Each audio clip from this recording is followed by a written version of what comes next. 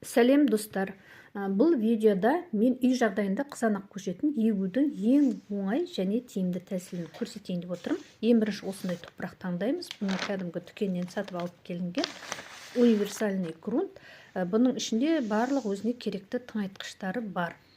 Және көшетті қай уақытта отырғызған дұрыс? Ең дұрыс уақыт наурыз айы. Енді әркім өз аймақтарына байланысты отырғызады.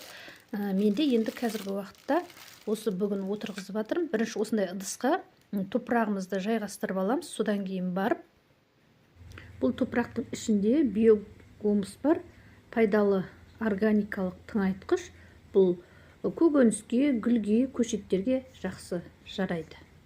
Енді тұқымды егу үшін осындай мен маркерді пайдаланып жатырмын. Өздеріңіз қолайлы затпен осындай ұялы жасап аласыздар.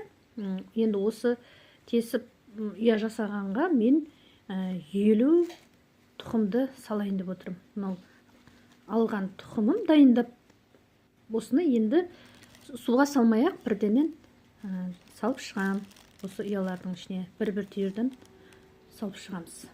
Тұқымды егіп болғаннан кейін тұрған жері жылы болса 4, 5, 6, әрі кетсе 10 күнде шығады. Бұны терезенің алдына жылы жерге қоямыз. Көшет жылуды жақсы көреді.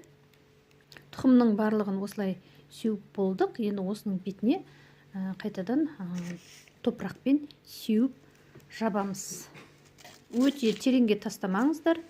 1-2 сантиметр, әрі кетсе 2,5 сантиметр тереңдікке ексеңіздер болады.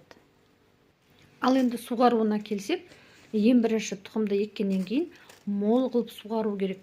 Үйде тұрған жылылау суды құю керек. Краннан бірден мұздай су құюға болмайды. Үйде тұрған температурасы орташа суды құясыздар.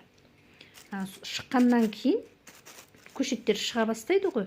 Содан кейін 2-3 күнде суғарып тұрасыздар. Өздеріңіз байқап отырасыздар. Қолмен ұстап көрсеңіздер, құрғақ болса су құясыздар.